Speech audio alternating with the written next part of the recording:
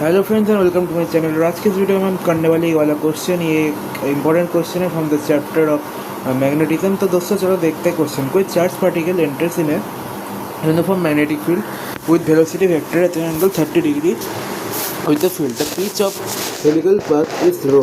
The radius of the helix will be. तो देख लेते हैं क्वेश्चन को। फॉर एग्जाम्पल हमारे पास एक यूनिफॉर्म मैग्नेटिक फील्ड है।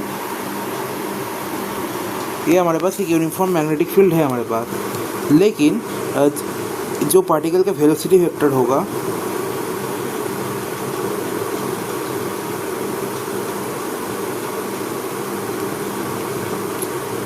जो इस पार्टिकल का वेलोसिटी वेक्टर है वो इस यूनिफॉर्म मैग्नेटिक वेक्टर के साथ एक 30 डिग्री का एंगल बना रहा है। 30 डिग्री का एंगल बना रहा है।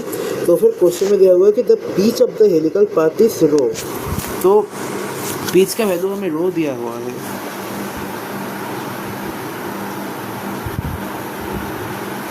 The pitch of the helical path is rho. The radius of helix will be. इस हेलिक्स का रेडियस पूछा गया है हमें। तो हेलिक्स क्या होता है?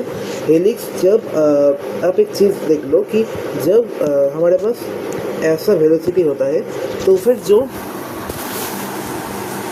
तो फिर इस वेलोसिटी का एक तो पैरेलल कंपोनेंट आता है v parallel is equal to v cos theta, और एक v साइन थीटा आता है जो कि v परपेंडिकुलर होता है equal to v sine theta.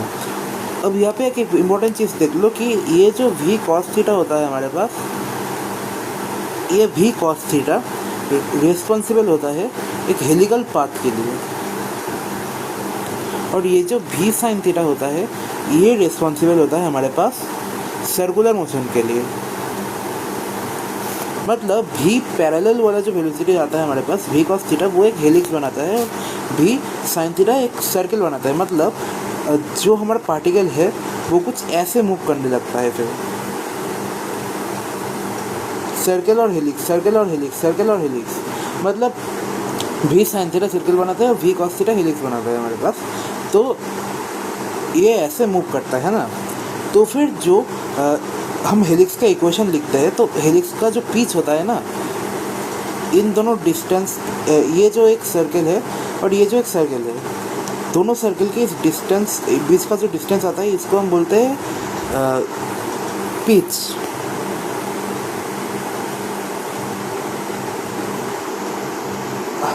जो एक इक्वेशन है हमारे पास पिच का, उससे हम लिख सकते हैं कि रो इज इक्वल टू, देखो आप कि हम क्या लिखते हैं नॉर्मली, अगर हम डिस्टेंस लिखते हैं ऐसे तो हम लिखते हैं distance is equal to speed into time. Speed हमारे पास यहाँ पे क्या आ गया, ये जो भी पैरेलल वाला जो कंपोनेंट है इसके लिए हमें हेलिक्स आ रहा है हमारे पास। तो फिर हम भी पैरेलल वाला कंपोनेंट लेके v cos theta into time. और आप देखो एक चीज़ कि टाइम हमारे पास क्या होता है।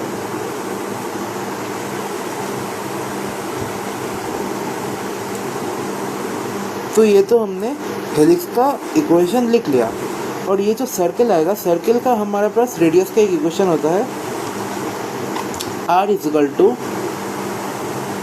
mv by qb। लेकिन यहाँ पे जो वेलोसिटी हमारे पास है mv जो हम लिख रहे हैं यहाँ पे, तो इस v का वैल्यू क्या होगा, ये v साइन थीटा होगा, क्योंकि v साइन थीटा की वजह से सर्कल आ रहा है। तो फिर ये ऐसा बन जाएगा, और ये जो r होगा वो रेडियस ऑफ द हेलिक्स होगा, मतलब ये वाला रेडियस होगा। ये सभी रेडियस r में सर्कल बन रहा है, तो ये वाला रेडियस हमें निकालना होगा। अब जब टाइम आता है सर्कुलर मोशन में, तो उस टाइम का वैल्यू क्या आता है हमारे पास,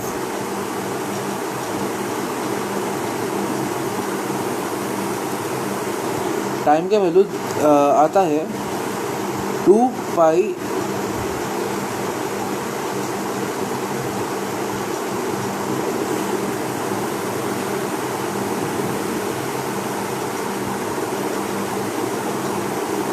तो टाइम का वैल्यू हमारे पास आता है 2 pi m by Q B.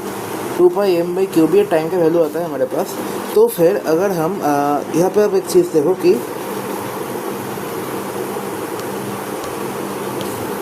यहाँ पे जो हमारे पास है M V by Q B, ये आ रहा है हमारे पास, और यहाँ पे भी हमारे पास एम बाई क्यू बी यहाँ पे आ रहा है यहाँ पर। तो फिर इससे हम लिख सकते हैं कि M by Q B is equal to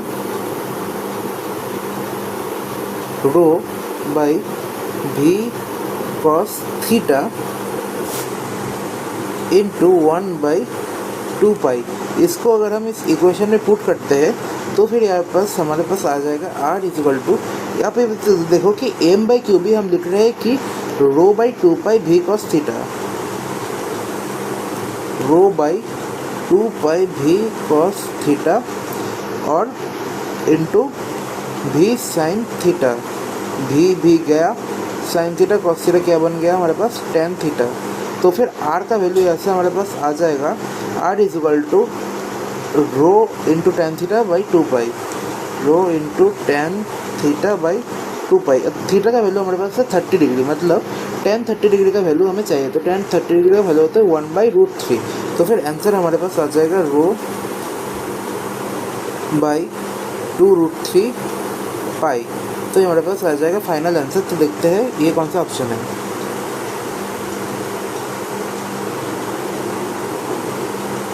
option B हमारे पास करेक्ट ऑप्शन हो जाएगा।